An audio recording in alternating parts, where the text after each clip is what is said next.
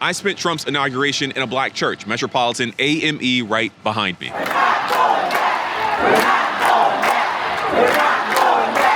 And one of America's oldest resistance forces was in full swing.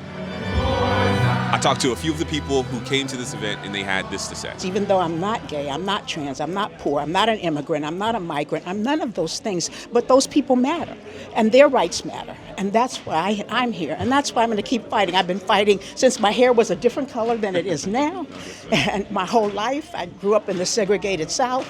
I know what it's like to drink from a white water fountain, a colored water fountain. I know what that's like. I know how it feels to be othered. I know how it feels to be marginalized, and I can't sit by idly and do nothing while that continues and in fact escalates. We have now the 47th president that is getting ready to come in, and he is just everything that stands against Dr. King.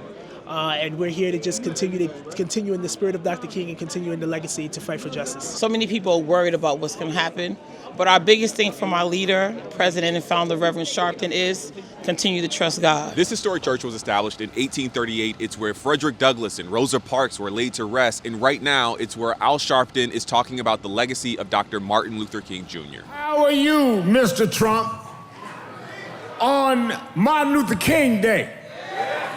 Gonna pardon folks that beat up police officers. How are you, Mr. Trump, on the birthday or the federal holiday of a Prince of Peace and Nonviolence, gonna excuse those that caused death of Capitol Police in the nation's capital? How dare you, Mr. Trump?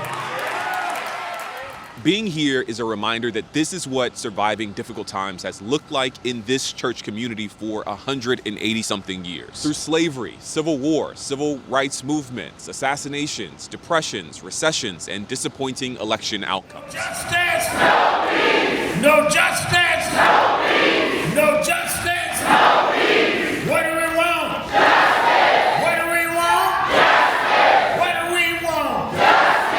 Help the person next to you, tell him you love them. And if America is to survive the next 4 years, it could probably stand to take some notes.